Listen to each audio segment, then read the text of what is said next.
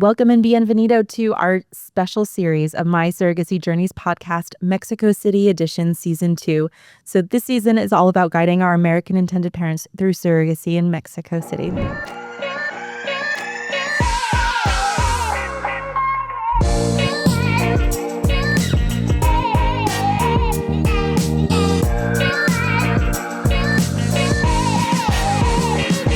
So I am Jess. You may have heard me before.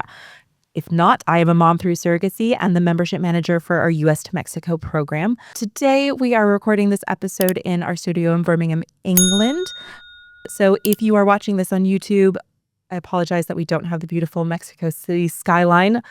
We also don't have the beautiful Birmingham skyline because actually it's a really nice city. But you are joining us in our podcast studio at our global headquarters.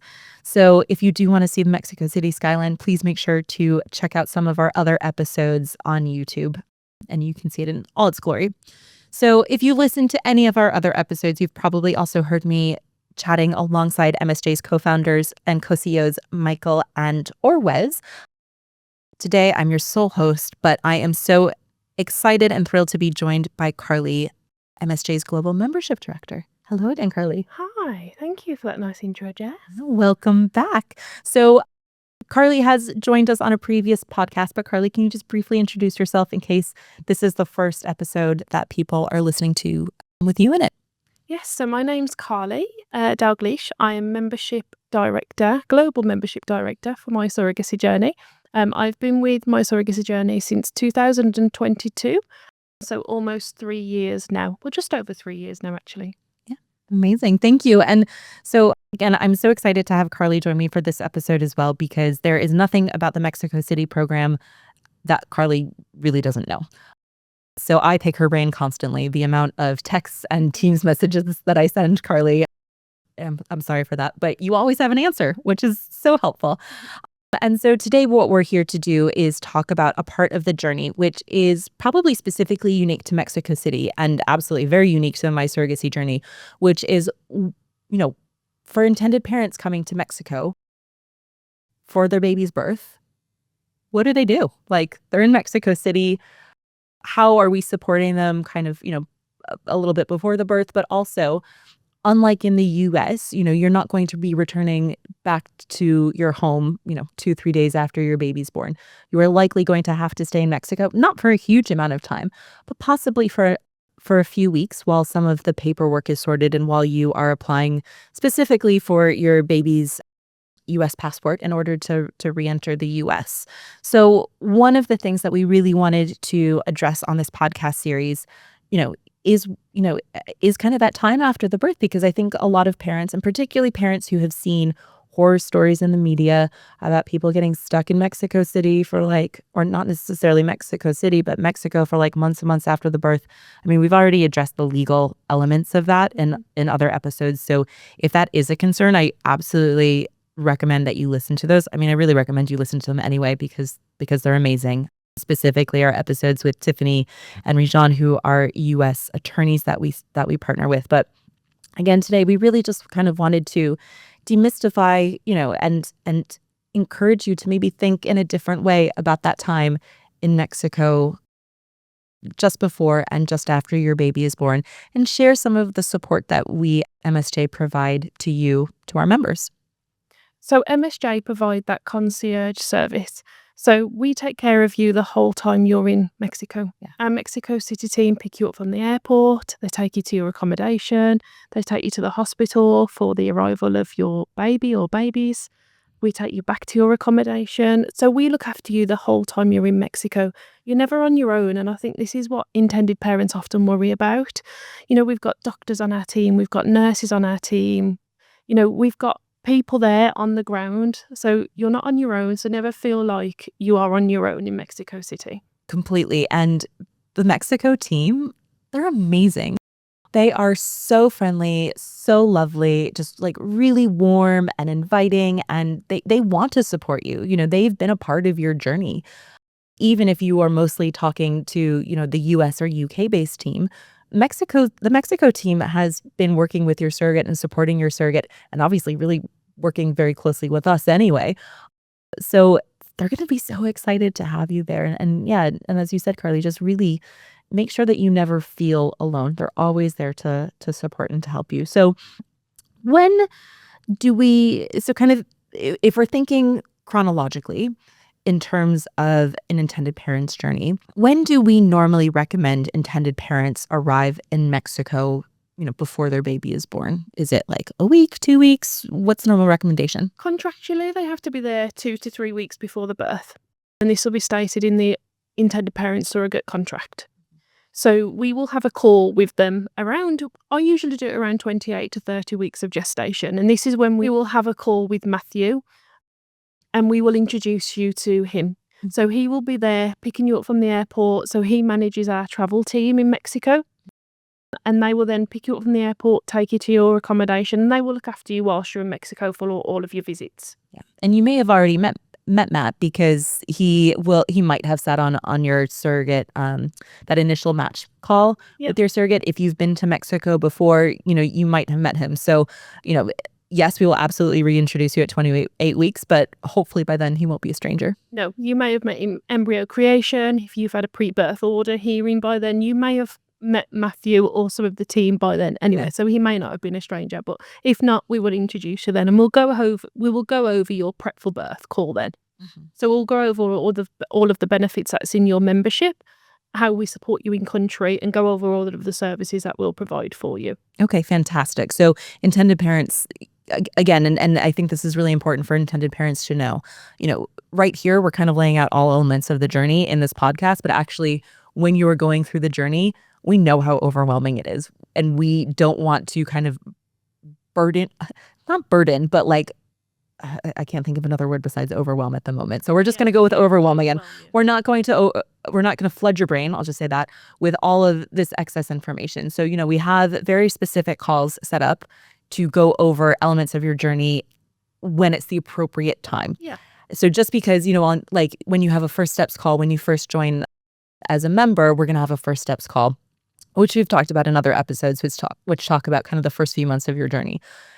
Just because we're not talking about what it's like to arrive in Mexico, or prepare for your birth in that first steps call doesn't mean it hasn't been really considered.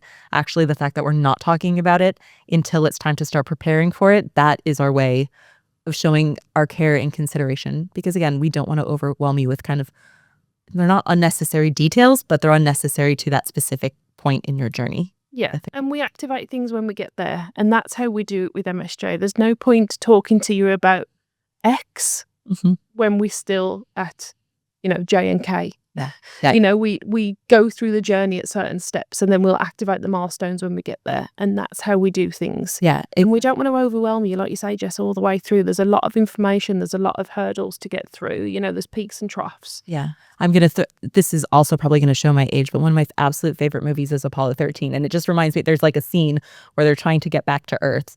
Carly's looking at me like I'm absolutely mad for bringing this up. But, like they're talking about something, and I think it's Tom Hanks' character who goes, that is step 312, and we're on step 4 now. So let's just focus on step 4, and we'll get to step 312 when we get there. What it is. Yeah. See, it was worthwhile bringing up my nerdy space movie love. Okay. So what, we've talked a bit already in this episode, but definitely in a lot of previous episodes about the care and support and consideration that we provide, to all of our members, but specifically for intended parents. What is some of the support that we provide to intended parents to help them prepare emotionally and logistically for their baby's arrival? So we have a travel partner who will take care of all of your flights. So she has access to global flights.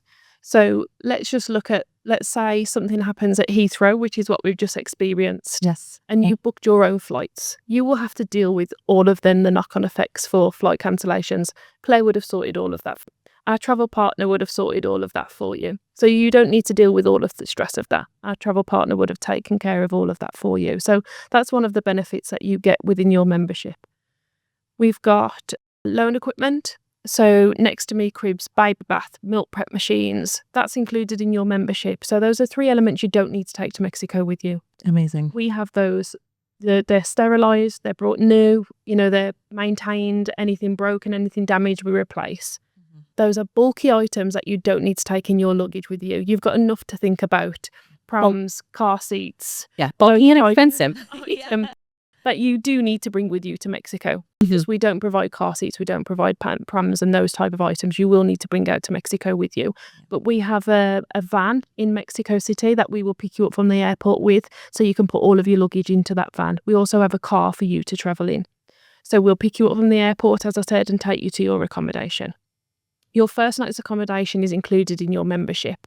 This is a nice hotel, 4-star hotel. So the plan is that you would probably arrive late at night. We take you to that accommodation. You have your night stay there, and then the following day we will take you to your long-term stay there, where you'll be spending the rest of your time in Mexico.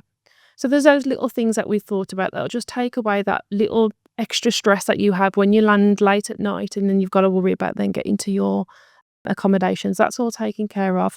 We'll do you a full itinerary, so if you've got any appointments that you need to make when you get into Mexico, it'll all be done for you, and we'll send you that to you way in advance.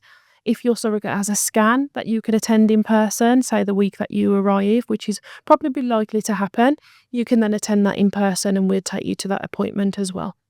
So we've thought of everything really that you need as part of your in-country support to get you to the birth, and then there's benefits that's happened post-birth that we'll speak about in a moment. Yeah, no, and I think it's great. We're not just expecting intended parents and surrogates to kind of make their own way, which is hopefully evident through every single podcast that we've already spoken about.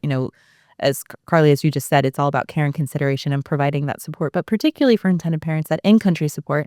And I think when you arrive, this is probably not going to be your first time in Mexico City. You'll have come to either create embryos, to do that pre-birth order hearing, for any other reason. But there is something incredibly different about arriving, even if it's not a foreign country, I will say, just arriving someplace new in anticipation of your baby's birth. Like the amount of adrenaline that is coursing through you at that moment in time, because all you can think about is, oh my gosh, my baby's almost here. My baby's almost here. It's like this constant, at least for me, is this constant thing in the back of my head. And so even if you're normally like this amazing global traveler, maybe you are, maybe you can separate it more than I could, but you are still I think any intended parent is going to be very preoccupied by, how's my surrogate doing? How's my baby doing?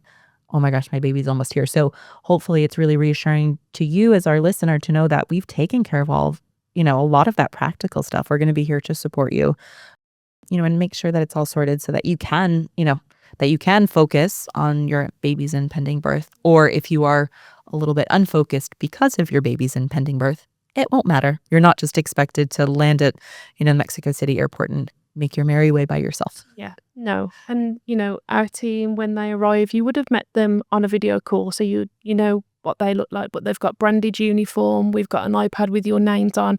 Our cars are branded. The van is branded. They're brand new cars. So, we've got all of that concierge service there, and we're well considered. Yeah, I love it. And also, our cars are named after our surrogates, which I love. I think that's just so sweet. We're just waiting to name the second car now. Yes. Nothing necessarily to do with this episode. I just think it's a really fun fact, which I love. I absolutely love. So, right, intended parents are in country. We have welcomed them. They have stayed their first night at the hotel that we've provided. They've then moved to their long-term accommodation. Their baby is being born. Can you talk us through a little bit what happens regarding the intended parents' time in hospital? And for the sake of this podcast, because if not, we could be here all day, let's assume that it's, kind of a normal full-term birth. So, as you just said, the birth's pre-planned. We know the date, or your surrogate's in labour. So we'll take you to the hospital, because again, that you got that concierge service. So we'll take you to the hospital.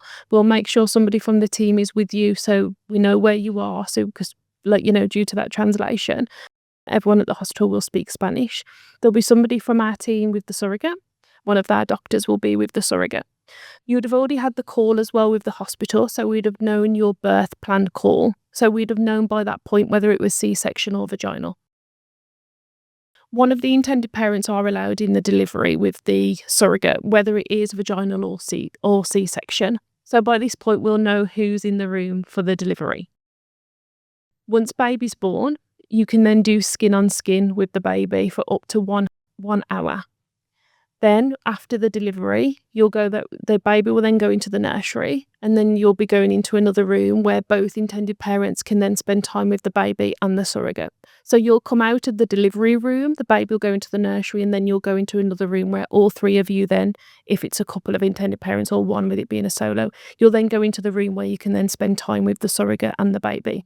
Like a recovery room. Yeah, like a little recovery room, yeah, but it's a lovely space for all three of you to be together. But during the birth, whether it's a C-section or a vaginal, there's one intended parent because that's the hospital policy. Yeah. But when the baby's on their own, it's always in the nursery. The baby will always be in the nursery, and that's where the baby will sleep. Okay. The baby will be in hospital for about 2 to 3 days, 2 for a vaginal or 2 to 3 for a C-section. Yeah, amazing. And we've spoken about the hospital in other episodes. We have an episode with one of the OBGYNs that we work with talking from a medical perspective about the birth. We have another episode with one of the amazing pediatricians that we work with. So we won't go into too much detail about kind of the medical care that your baby will receive because we've covered that in other episodes. So please do go check those out. What happens when a baby is about to or is ready to be discharged? So again, 2 to 3 days after birth, assuming everything goes well and baby is healthy. What happens next? So when the baby is ready to be discharged, the pediatrician will check all the baby's vitals, just make sure baby's okay, and then you'll have all the discharge paperwork. So once all the hospital bills are covered and you've done all of the paperwork, then you can be discharged then with the baby. Okay. And one of our team will be there to support you with all of that as well. Yeah, we're not just going to be like, okay, we're leaving you in this hospital to do all of this paperwork in Spanish when you probably don't speak Spanish, and to talk about finances in Spanish if you don't speak Spanish. So rest assured, one of our team members will be there. Yeah, is going to be there to support. And MSJ provide that VIB service, which is very important, baby. I love it. So we will pick you up from the airport with your baby, and we will take you to your accommodation, make sure you're settled, make sure you're happy, make sure everything's okay. If you need any support from us, obviously we can help you, but we will pick you up from the hotel. We will pick you up from the hospital and take you to your accommodation. The hospital also provide a hotel. So when the baby's born, if you did want to stay close to the hospital, it's just literally across a car park. So you can be close by. So if the surrogate did have a vaginal delivery and was in for 2 days, you can then stay for 2 days or 3 days if it's a C-section. So then obviously you're close by. But the baby does have to still stay at the nursery. But it's important to know that the nursery is always looked after and cared for by the paediatricians of the hospital. So there's always somebody in that nursery. It's not like there's loads of babies in there and it's not taken care of. It's fully taken care of, and the babies are fully looked after by the paediatricians of the hospital. Okay, amazing. So just to kind of recap, so one parent in the delivery room with the baby. So again, for intended parents, that's important to know because that might be a conversation. Well, likely is going to be a conversation if you're two intended parents about who would be in the delivery room. And to be honest, we've had some intended parents decide that neither of them is going to be in the delivery room because we do have, as you said, Carly, we do have a staff member in the delivery room as well. So your surrogate is not going to be unsupported. But again, I think it's just important to kind of reiterate that so that intended parents know that now, because for us, it's all about setting expectations. So we don't want that to be a surprise. So it's something for intended parents to potentially start thinking about. And again, the surrogate and the baby will stay in the hospital together. The intended parents are able to visit during all visiting hours, and there's that hotel across the street that they can stay in to be close by. But the baby would never have to be with the surrogate unaccompanied by the intended parents. And again, I think that's really important for intended parents to know. Just because the intended parents aren't physically in the hospital doesn't mean that the surrogate, if the intended parents don't want or don't feel comfortable, that the surrogate would have access to their baby after their baby's born when they're not present. Yeah, the baby would always be in the nursery if the intended parents aren't in the hospital. Yeah. Okay. Thank you. I just feel like that's a really important point for intended parents to know, because while so much of the birth in the hospital and the feeling and the the technology available in the hospital is exactly the same, in my perspective, at least as what I've experienced in the US, that might be a key difference Yeah. for some intended parents. And again, it works really well. It's streamlined. The hospital knows us. They are incredibly supportive, but there are just some policies which might be a little bit different. Yeah. And again, we just And want we've got to to, respect those. yeah, we have to respect those. And it's not just because it's surrogacy either, right? It's a It's the Mexican rule. it's a rule in the hospital for anybody, whether it's a surrogate or whether it's a woman carrying her own child, that, you know, that there's that limitation in the delivery room. Yeah, no, that's correct. But it's worth noting that it is our doctor that would be in the delivery. So let's say it's a C-section, our doctor would be in the birth with the surrogate if the intended parents didn't want to go in that room, and if, as long as the surrogate consents and the IPs are happy, we can take photos. Oh, So we can then share those photos with the intended parents if the intended parents made that decision that neither of them would be in the delivery. If obviously both of them couldn't be in there, then neither of them would. yeah. And So then we can take the photos for them if they wanted us to. amazing. And obviously that's a big decision. And, we are here to help intended parents talk about it, but that's also something that we really encourage. We include emotional support health as part of our membership, and clearly preparing for the delivery of your baby and even going through some of those practical elements and the emotions behind them are something that we really encourage our intended parents to speak with those mental health professionals about as part of the membership benefits.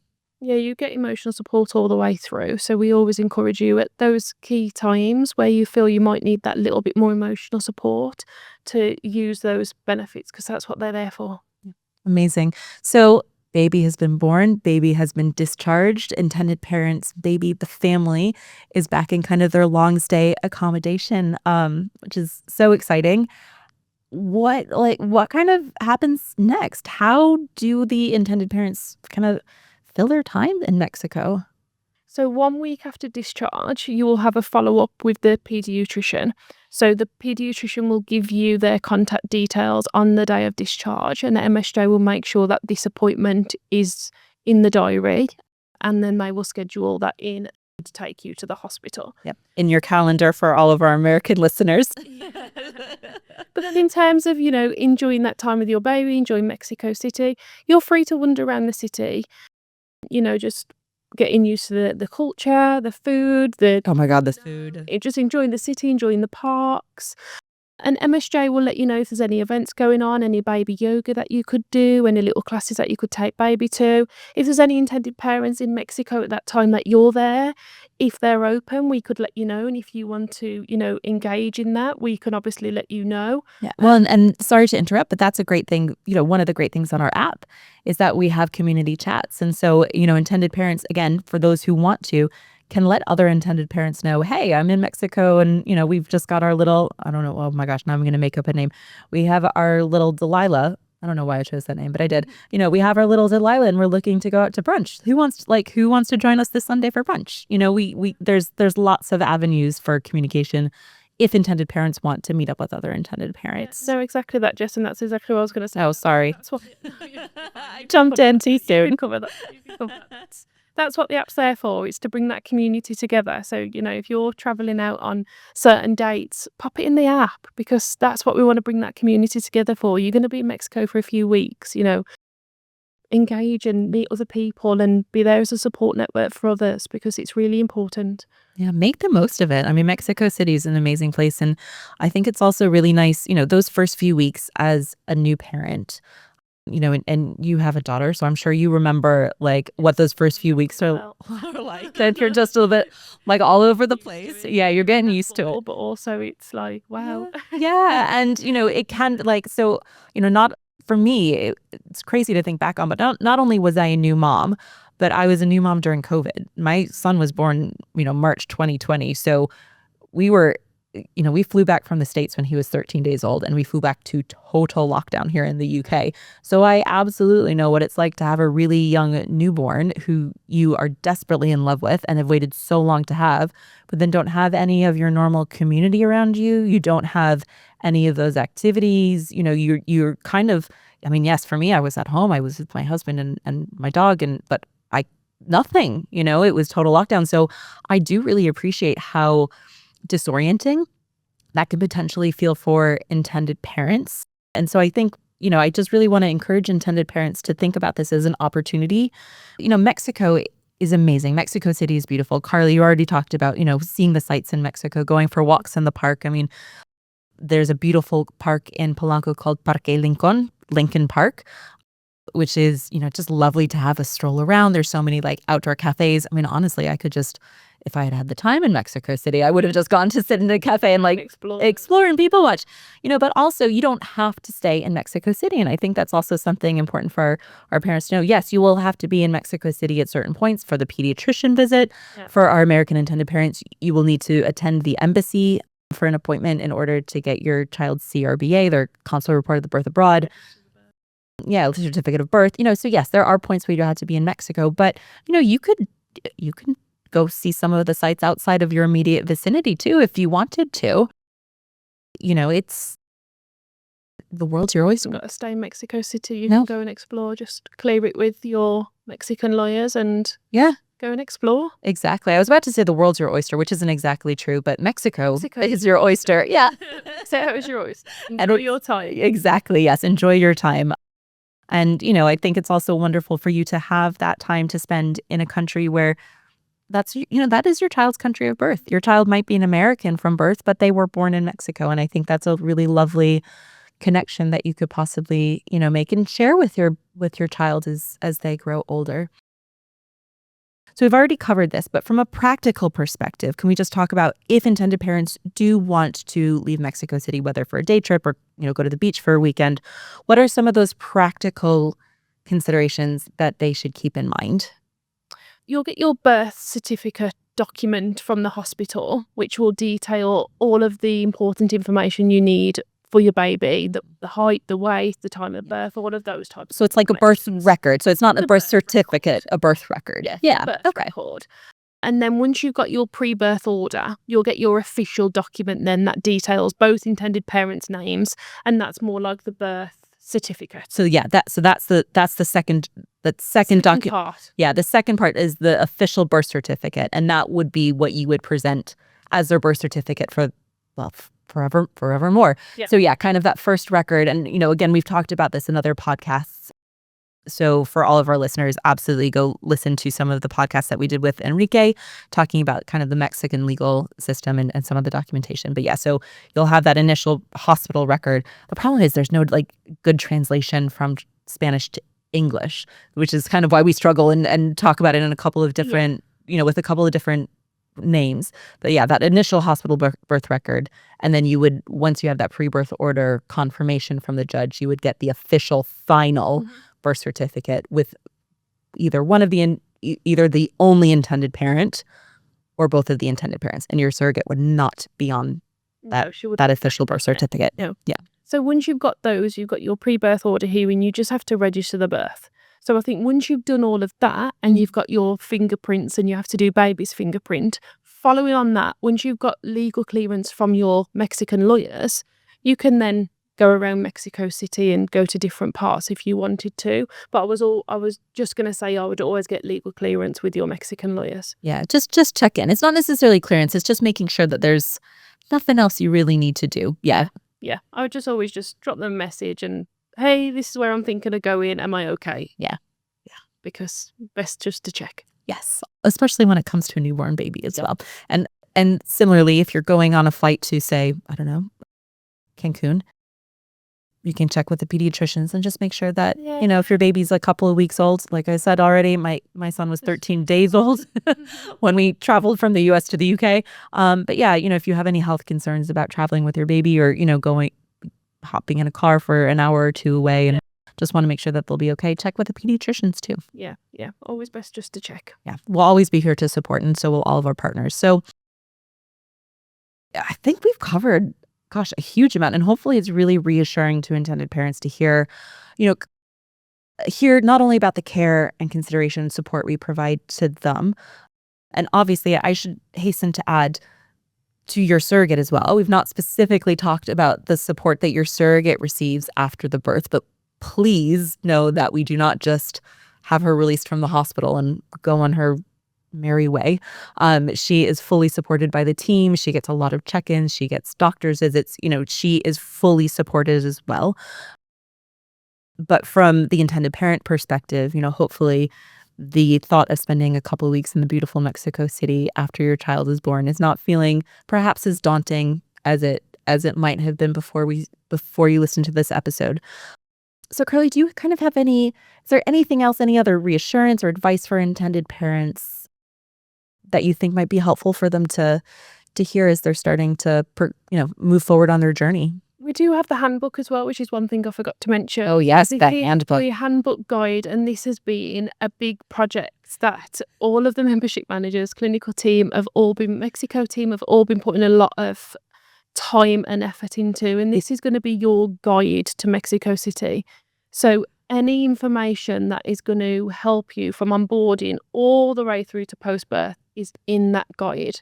Yeah, it is. So it is going to help you. It is a beast. It's been a huge project, but hopefully when you're listening to this beast of a handbook is going to be ready, and it is going to have all of the answers that you are going to be asking. Yeah.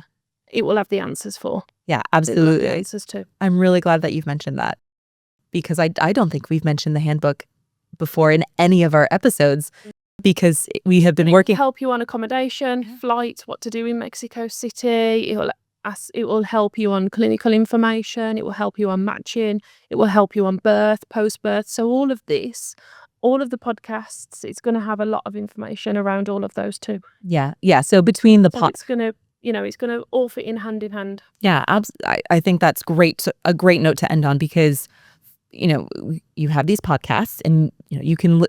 We have, gosh, I don't even know how many episodes we have at this point. I think it's over 20 just in this season. And obviously we have season 1 as well. But just in terms of the support and information you can access when you are a member and when you are going through this journey, you have these podcasts, you have the app, you have the handbook, and obviously you have access to all of the team and all of the partners. You have your key person, your membership manager. So whether that's myself, whether that's Carly, whether that's one of our colleagues, you have a wealth of information and a lot of different ways to get that information. So hopefully it means that if you've sent an email, if you've thought about something on like Saturday at 10 p.m. and you send an email and think, oh my gosh, I'm not going to hear back and I'm really panicking about something, you can refer to the app, you can refer to the handbook. We've basically like siphoned all the information in our brains, and poor Carly, the amount of information you've had to like brain dump to get this handbook done, to put in this handbook. But hopefully it's going to be so helpful for intended parents, because that means that they have access to all of that whenever they need it. And the reassurance that, they're able to kind of look up exactly what their options are, what the next step is, and continue to have that education and information throughout the journey. Yeah, it's going to really help. Yeah. Well, thank you for bringing that. It's going to really help. It is going to really help. And on that note, I don't think I have any other questions. So thank you so much, Carly. That has been incredibly informative. And I hope for our listeners, educational. And again, just really reassuring that this time in Mexico, just before and after your baby's birth, is not, is nothing to be scared of. It's going to be an amazing time. Yes, you're preparing for your baby, but we are here to support you the whole time. We've put a lot of practical considerations in place. There's a lot of community support, both from your peers, other intended parents, that you can contact through the app or through us. There's a lot of staff and team support from the Mexico City team, from all of us, kind of located globally. So hopefully your time in Mexico City after your baby's born is going to fly by. And then you have all of the official documentation, and you are able to get back home, and kind of jump back into life. Well, I was about to say life as it was before, but you have a new baby. So it's not going to be ever the same in the best way. Memories in the best way possible. Exactly. Absolutely. Well, Carly, thank you again so much for your time. You're welcome. And knowledge. Thanks for having me. No, it's been a pleasure. Anytime you want to come on the podcast and share your knowledge, you're very welcome. I'm done now. So I done sip, that's enough. You've done too. And they were 2 amazing ones. So thank you again. To all of our listeners, I really hope that you enjoyed today's episode. And again, it really managed to reassure you and provide that comfort and security, knowing that we are here and have hopefully thought of pretty much everything that you'll need to feel comfortable and confident and well supported after your baby is born. And for us, we felt it was really important to record an episode specifically talking about what happens after your baby is born, because it's not just other agencies in Mexico, it's other agencies kind of globally in the US that once your baby is born, your baby is born. And yes, they might help with, getting some of those hospital bills settled and stuff like that, but providing that wraparound care, that community, that kind of consistent support just doesn't always happen. But it's really important for us at My Surrogacy Journey. So I hope that came across in this episode. Don't forget that there are lots of other episodes available. So whether you are listening to this on our app, Spotify, Apple Podcasts, Google, or YouTube, please go and check out some of our other episodes, whether it's the first time you've listened to them or actually you just kind of need a refresher about some of the elements that we've covered. They're always there, whatever time you need. And obviously, if you want any more information about our services, our Mexico City pathway, or really just a chance to chat with us, head over to www.mysurrogacyjourney.com because we would love to help you figure out the best way to build your family. So again, thank you so much for taking the time to listen today. Don't forget to subscribe to our podcast, like, share. If it's been helpful, feel free to leave a review. And until the next episode, hasta luego.